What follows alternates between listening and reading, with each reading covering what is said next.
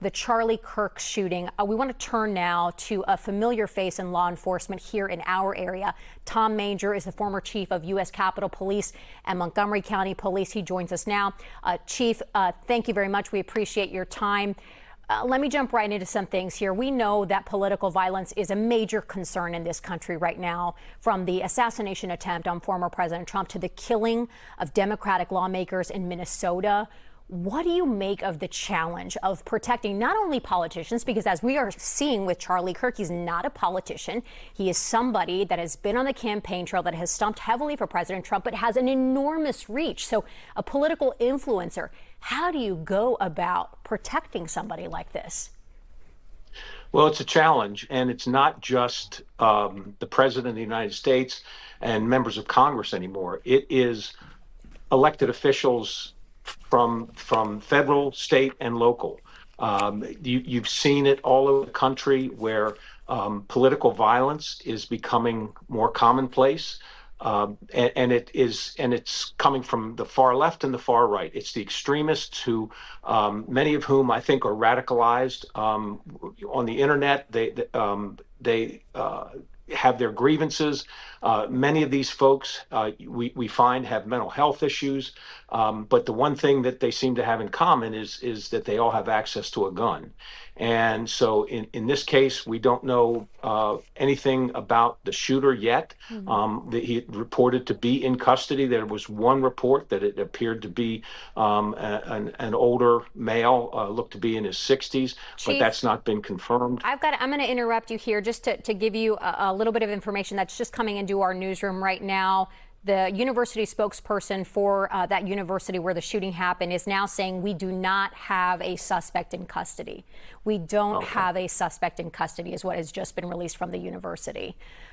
There was what we were thinking that somebody was, in fact, it seems like they had some sort of a detailed description of this person and that they may have been able to fire off a shot from as far away as some 200 yards, but that apparently is not the case anymore.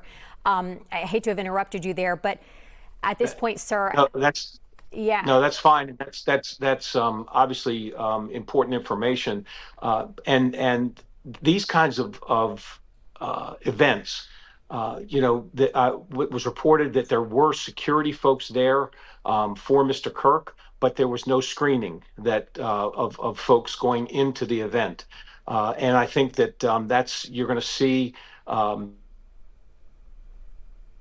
Now are looking at ways that they can have some sort of screening, for folks coming into different events, because in their minds that's one of the only ways to prevent this kind of thing from happening. But that's sometimes a tough decision for elected officials, because they want people to feel like they can come in and certainly be a part of some town hall meeting or whatever. But if they have to go through security and magnetometers and put their stuff through an X-ray machine, it might put off, the public, to have to go through that. So this is a decision that's tough for elected officials. But this political violence is striking everywhere at all levels in politics. Sir, I also have to ask you, I don't know if you've seen the video that has circulated on social media. It is gruesome. It appears to be a very gruesome wound for Charlie Kirk. It's an open air setting at this college campus, big crowds, as you have just mentioned, with no metal detectors. What do you make of the fact that Kirk was the only person shot, and apparently from some distance, as we mentioned at the top of this broadcast, reportedly maybe some 200 yards?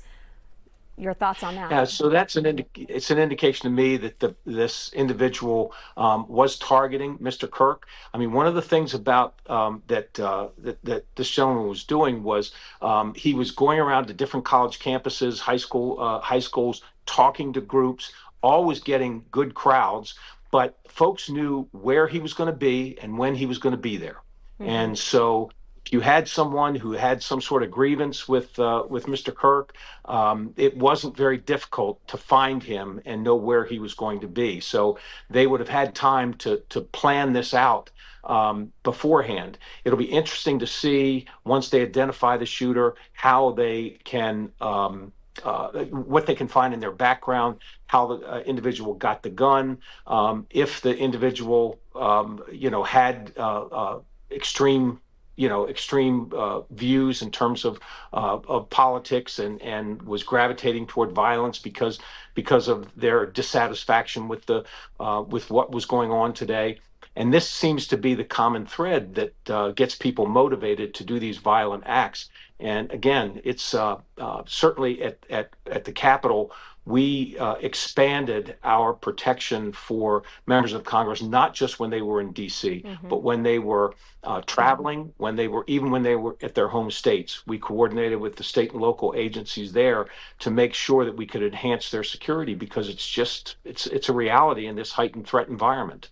Former Capitol Police Chief Tom Manger, a face that we are all familiar with here in the D.C. region. Sir, we appreciate you being here. Sorry it has to be under these circumstances. We appreciate your time and your expertise.